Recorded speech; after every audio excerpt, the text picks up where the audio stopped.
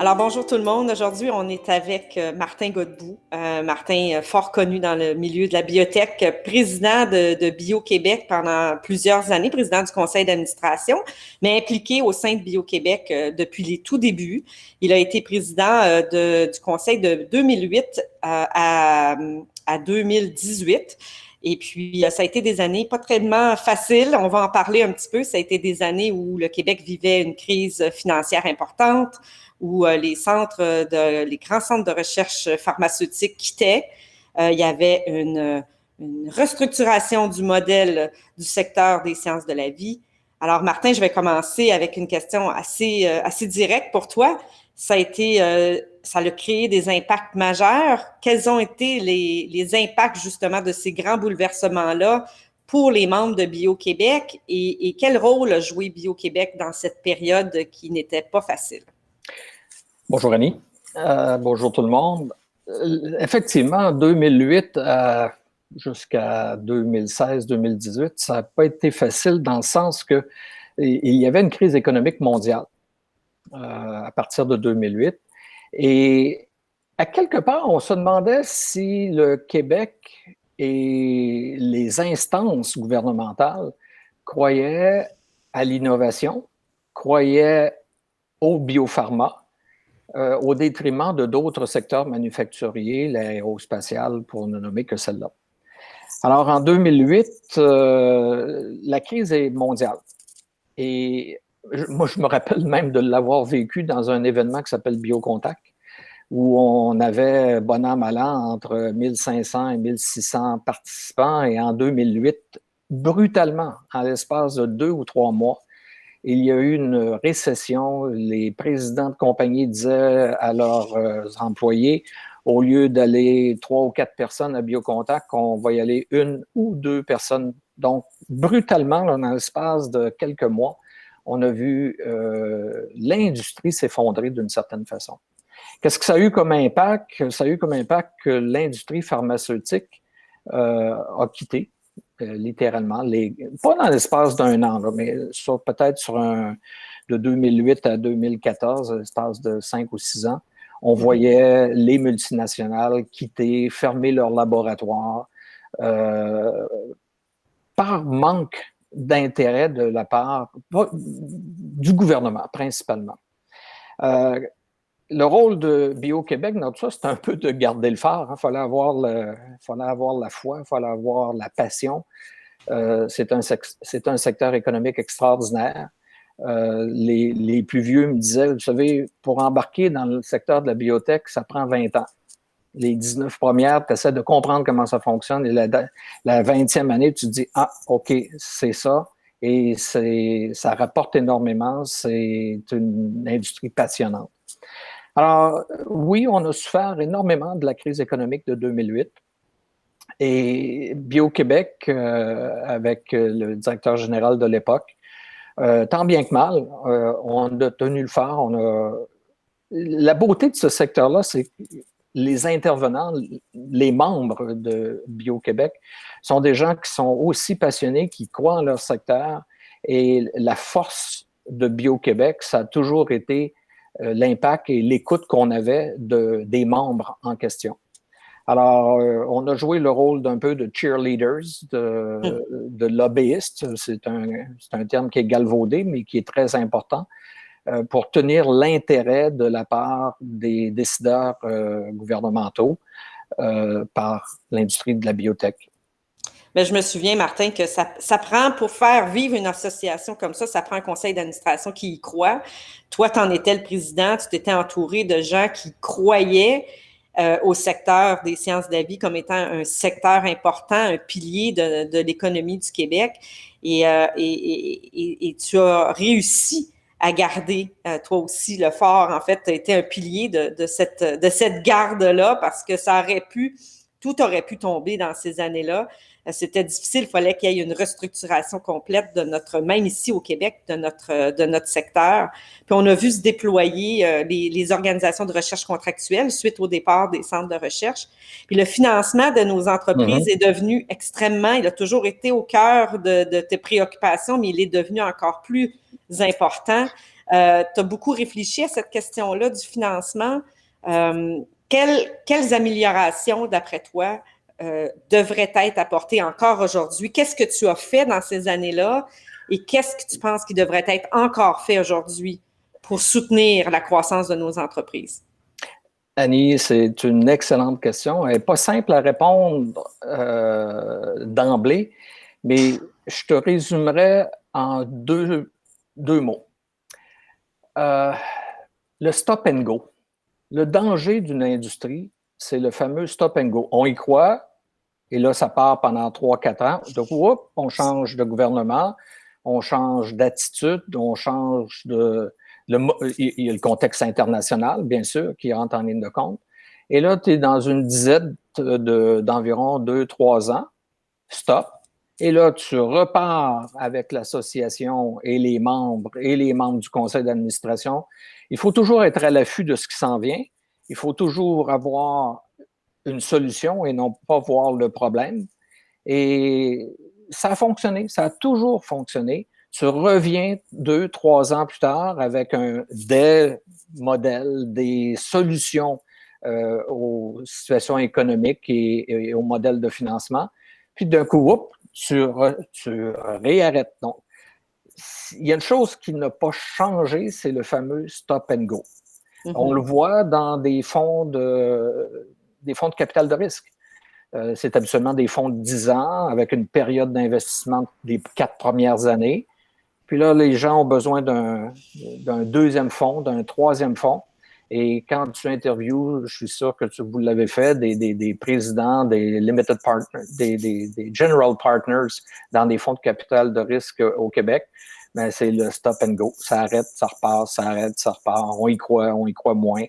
Mais c'est pas toujours aussi évident. Il y a des crises économiques, comme on disait antérieurement, qui ont fait que des fois, le stop est plus long. Donc, il faut repenser le modèle. Il y a des modèles qui fonctionnent. Nous en sommes, toi et moi, un peu coupables. Le modèle de Génome Canada, qui, à chaque année, devait... Oui, mais à chaque année, on devait se réinventer. À chaque année, on devait justifier le pourquoi on a besoin de financement pour la génomique au Canada. 22 ans plus tard, le modèle fonctionne encore. C'est stressant parce que c'est absolument pas pérenne, c'est-à-dire qu'il n'y a aucune garantie, même quand on engageait des employés, de leur dire il n'y a pas de problème, fonds de pension, vous allez être ici pour plusieurs années. Non, la vie de ce modèle-là est habituellement de 18-24 mois. Encore là, ça prend des gens qui ont la passion pour le faire. Mais c'est un modèle qui passe à travers les crises économiques, c'est un modèle qui passe à travers les tendances, parce qu'il doit, à chaque année ou à chaque 18 mois, se réinventer en fonction d'être à l'écoute de ce que les gouvernements veulent prioriser. Mais aussi, on disait souvent, on était entre l'écorce puis l'arbre, tu avais même chose à Bio-Québec. Tu as l'entrepreneur qui veut A et tu as le donneur d'ordre qui dit « moi, c'est B » et Bio-Québec vacille entre ce que le gouvernement décide d'avoir comme priorité et ce que l'entrepreneur désire avoir comme type de financement et comme modèle de financement. Alors, le mot d'ordre, c'est éviter le stop and go. Oui. Et comment faire? Ben, c'est des associations comme Bio-Québec qui représentent ses membres. Et tu le sais très bien, à chaque année, tu dois te réinventer. À chaque année, tu dois repenser comment justifier le pourquoi de. Et c'est probablement dû à ta réussite que Bio-Québec est ici aujourd'hui, 30 ans plus tard. Ben, en partie, il y a beaucoup de... C'est pour ça qu'on célèbre les 30 ans, c'est parce qu'il y a beaucoup de monde à féliciter pour le travail qui a été effectué par Bio-Québec. Mais au niveau du financement, je veux juste y revenir parce que toi, tu as apporté des idées audacieuses au niveau du financement. On vient de vivre et on traverse encore une pandémie. C'est pas encore terminé. Il y a de la lumière au bout du tunnel avec les vaccins qui sont d'ailleurs une réussite de ce secteur-là, qui est le secteur des sciences de la vie. Est-ce que tu penses que justement cette pandémie-là, elle va permettre une opportunité de mieux ancrer auprès du gouvernement des idées de financement créatifs pour pouvoir soutenir le secteur plus loin que la pandémie? Cottony, je pense que d'un point de vue anecdotique, nous avons tous fait notre cours de médecine 101 au cours de la dernière année. Il n'y a pas une journée, un soir où nous avions d'éminents chercheurs, des épidémiologues, des infectiologues, des médecins généralistes, des virologues qui venaient sur les réseaux, les médias sociaux et les médias de télécommunication, nous expliquer justement qu'est-ce qui est arrivé dans le cadre de la pandémie. Oui, si j'avais à revenir un peu à l'arrière, et certains politiciens nous l'ont dit, il faut convaincre la population. Il faut convaincre la population du bienfait d'investir dans la recherche en santé. Je cite mon ancien chairman qui me disait toujours « Nommez-moi une industrie dans le monde qui investit moins de 1% en recherche et développement. » Et la réponse, c'était les ministères de la Santé. C'est quand même incroyable. C'est 50% des budgets, on le sait très bien. On le défend très bien d'ailleurs. Hein?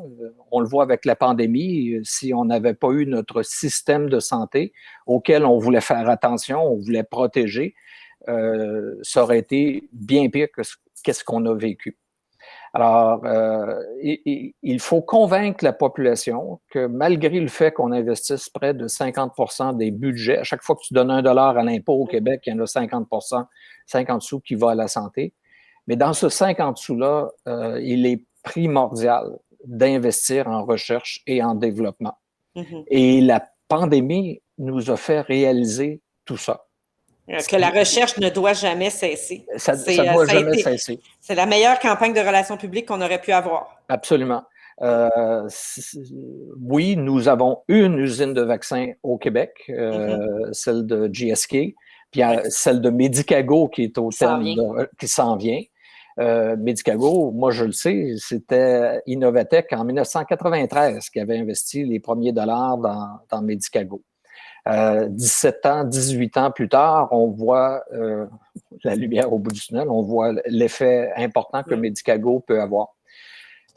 C'est le fameux stop and go qu'il faut encore une fois arrêter. Alors, convaincre la population des bienfaits de la recherche en santé, s'il y a eu un effet positif de la pandémie, c'est celui-là. On comprend, ça ne sera pas trop difficile de convaincre la population qu'il faut investir plus de 1% de notre budget de santé en recherche et développement. Et je souhaite la meilleure des chances à toi et tes équipes là, pour convaincre le gouvernement du bien fondé de la recherche et du développement. La population y croit. Donc, écoutez, il n'y a rien de plus intéressant lorsque si tu as la bénédiction, quel que soit le parti politique, de l'impact d'investir plus de dollars en recherche et développement en santé au Québec. Je te rappelle une statistique qui est très importante. On fait partie le Québec fait partie des 5 pays ou États qui a le plus grand impact en recherche fondamentale dans le monde. Tout à fait, par la qualité de ses publications, de sa recherche. Les statistiques le démontrent. C'est une recherche de très, très haut calibre qui se fait au Québec. Notre difficulté, c'est de la transférer en entreprise, en société. Le gouvernement va faire sa part cette année. Il investit dans un nouveau fonds de pré-amorçage, 100 millions de dollars. C'est un début. À l'échelle, encore une fois, à l'échelle internationale, on se qualifie de ce côté-là dans le fonds de pré-amorçage parmi les 5 pays les mieux placés, positionnés.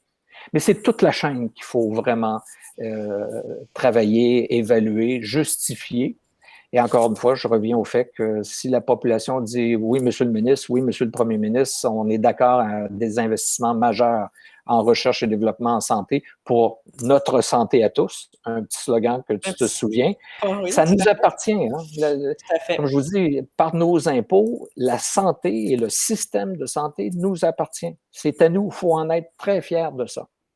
Mais il faut aussi comprendre, et je pense que la pandémie nous permet de le faire, comprendre qu'il faut réinvestir des dollars, des ressources humaines dans la recherche et développement, pas juste au niveau universitaire, mais au niveau aussi des sociétés, des entreprises. Ouais. C'est ça. L'innovation, c'est, oui, académique, mais ça se passe aussi ailleurs. Ça se passe au moment où l'innovation s'est transférée dans des jeunes entreprises, puis c'est là que le gouvernement est important. En tout cas, il y a une ouverture, il y a une opportunité, puis il va falloir la capturer pour les prochaines années, c'est certain. Et compte tenu, Annie, que la population y croit, c'est peut-être aussi à la population, les citoyens, d'investir en recherche et développement. J'attendais que tu en parles, Martin. C'est ton bébé, il faut que tu en parles des obligations. Mais c'est vrai. Le gouvernement, les gouvernements dans le monde, encore plus en période de pandémie, doivent emprunter. Alors, ils émettent des obligations d'épargne pour emprunter du financement quotidien. Tout à fait. Mais pourquoi on n'aurait pas aussi des emprunts, acheter des obligations qui seraient achetées par la population et dont l'usufruit irait à la recherche et l'investissement. Dédié à la recherche. Je sais qu'on a une dette. Mais s'il vous plaît, donnez-moi l'opportunité de choisir ma dette. Exact. Et on parle de petits montants d'argent. L'exercice avait été fait il y a quelques années et on était passé à vraiment un cheveu. Il ne faudrait pas rentrer dans les détails, mais ça avait passé le bureau du secrétaire général. Martin, ils l'ont fait, mais ils l'ont fait pour des obligations vertes. Ils l'ont fait pour le milieu de l'environnement. Exactement. Maintenant, ils ont pris ton idée, ils l'ont appliquée à l'environnement, puis là, il faudrait l'appliquer à la recherche et le développement en sciences santé. Ça serait exceptionnel si on pouvait faire ça, puis ça serait une façon que la population embarque. Il faut faire embarquer la population, il faut qu'elle comprenne, puis là, comme tu l'as bien dit, elle comprend l'importance de la recherche actuellement. On a tous fait notre cours de médecine 101. Maintenant, demandons à la population si les citoyens seraient prêts à investir dans des obligations d'épargne garanties par le gouvernement, en passant le taux d'intérêt est moins de 1 %, donc le risque est quasi nul. Et si ces obligations-là ne sont pas vendues, ça veut dire que la population n'y croit pas. Donc, encore une fois, le risque pour le gouvernement est encore zéro, parce que s'il en vend pour 200 millions, ça veut dire que les gens, les citoyens, y croient pour 200 millions. Tout à fait. Mais donnez-nous l'opportunité de choisir notre dette. Alors, surtout dans une période où l'endettement est énorme, vous seriez surpris de voir comment les citoyens seraient prêts à investir dans des obligations d'épargne dédiées à la recherche et l'innovation dans le secteur de la santé.